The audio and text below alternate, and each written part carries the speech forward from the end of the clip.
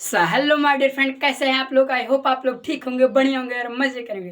Friend, आज हम लोग का इंग्लिश स्पीकिंग का डे 16 है और आज के इस वीडियो में फ्रेंड हम लोग इंग्लिश स्पीकिंग से रिलेटेड कुछ ऐसा इंपॉर्टेंट स्ट्रक्चर सीखने वाले हैं जो किसी भी सेंटेंस को, हिंदी के किसी भी सेंटेंस को इंग्लिश में ट्रांसलेट करते समय यूजफुल होगा और फ्रेंड उसके साथ इंग्लिश स्पीकिंग में भी बहुत यूजफुल होगा।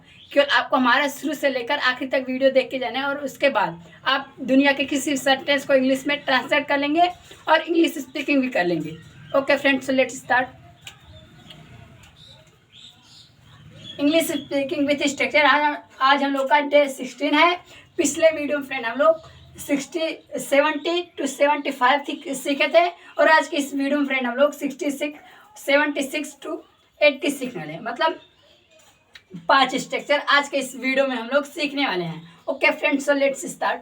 देखिए, जब हिंदी का कोई ऐसा सेंटेंस आ जाए जिसमें ये कहा जाए किसी के टक्कर का कोई नहीं मिल सकता, जैसे मुझे इस टक्कर का व्यक्ति नहीं मिल सकता, मुझे इस टक्कर की अध्यापक नहीं मिल सकती, मुझे इस टक्कर का लड़की नहीं मिल सकता, तो इन सबको कैसे ट्रांसलेट करेंगे इंग्लिश में। तो इसके लिए एक स्पेशल स्ट्रक्चर लेकर आई हूँ और वो है someone can not find the like of someone. जैसे मुझे इस टक्कर की लड़की नहीं मिल सकती, तो समवन में क्या है, आई, मुझे, फिर can not find the like of इस लड़की की, तो this girl, I can not find the like of this girl. I hope it's clear. अब इसी के द्वारा आप कोई भी सेंटेंस बना सकते हैं और उसके साथ टेंस भी चेंज करके, जैसे मुझे इस टक्कर का व्यक्ति नहीं मिल सकता था, मुझे इस टक्कर का व्यक्ति नहीं मिल पाएगा, तो आप केवल यही हेल्पिंग वर्ब को चेंज करके दूसरा सेंटेंस बना सकते हैं, टेंस को भी चेंज करके। केवल आपको ये स्ट्रक्चर याद करना है, मेन यही है। अब 77 है, कोई किसी का क्या लगता है या लगती है। जैसे वह तुम्हारा क्या लगता है, वह तुम्हारी क्या लगती है, तो इन सबको कैसे ट्रांसलेट करेंगे। तो इसके लिए एक स्ट्रक्चर है और वो है what someone, what helping verb subject to someone और लास्ट में क्वेश्चन मार्क, ये लगाना मत भूलिएगा क्योंकि यही शो करता है कि कोई चीज़ पूछा जा रहा है। जैसे वह तुम्हारी क्या लगती है, तो व्हाट, फिर हेल्पिंग वर्ब, फिर C to U, what is C to U, वह तुम्हारी क्या लगती है।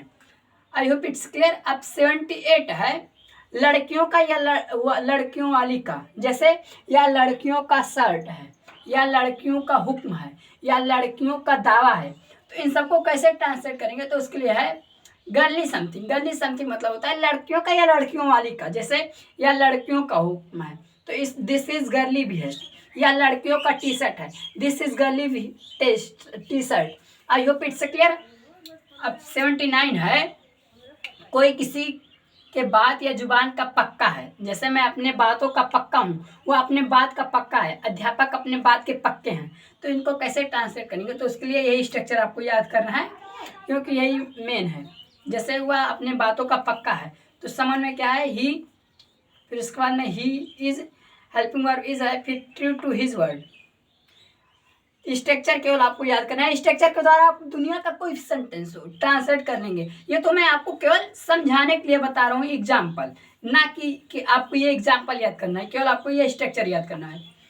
अब 80 है, कोई किसी काम क्यों करता है, कोई किसी काम को क्यों करता है, या कोई काम क्यों करता है, कोई सब्जेक्ट, फिर कोई काम क्यों करता है। जैसे why do does not someone plus verb का फर्स्ट फॉर्म, ये स्ट्रक्चर है।